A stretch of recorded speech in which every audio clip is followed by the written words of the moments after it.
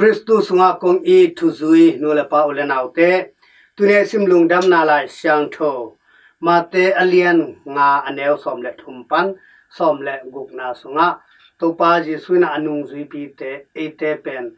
leitung chi le leitung khowak to hongen te hi hilai mun santaka bangen hiam chi le no te in leitung chi na hiu hi a hi zongin chi in a al na be le bang chi bangin ki al sak thei ding hiam akiman na om non lo dinga ki bokhia in mi te in tuan chil lo ding hi chi I chi pe me alim sak ding ai zongin na te sot aki koi thei na ding in amwa lo na ding in asian lo na ding in akem ding na akirang ai zona al non kele chi chi chan a al chi ki thei ai manin a al kele chi hi lo hi aki chi hi ta hi ki man na anei non lo hi to ma bai na tu ni na e to pai sunung zui te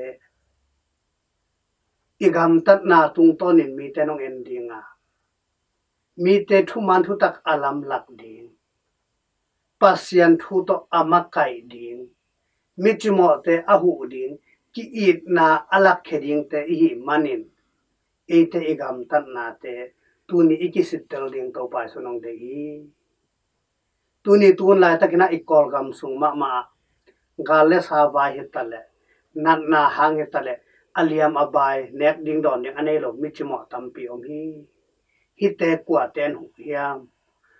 pasien thu lo ten awol mo ke le jong phamo lo la hi christian a hi lo ten awol mo ke lo ai zon ke christian hing achi e to pa sunung zui mi te amakai ding te na in na ilak zo yam chi kingai so ding tuni to pa sun de hi to bang mai na adiak dekin christian te sungjong panina amakai ta pasta asem te siampi asem te nungak siang tho asem te zongin porpi makai asem te zongin porpi amakai alien ber siampi pa poppan kepan cardinal te siaro te in kwan sunga nobel pabel te kumpila mazong na sem te sydney te ai zongin company na sem amakai te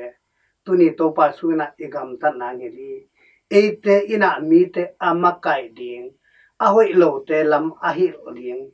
lam mana atun pi ding thuman lo na muna thuman amusak ding te manin e amakai te ma main lam khial le hang kwa in e hong yo non ding ya toy manina tuni to pa suina ete hong thei sa hi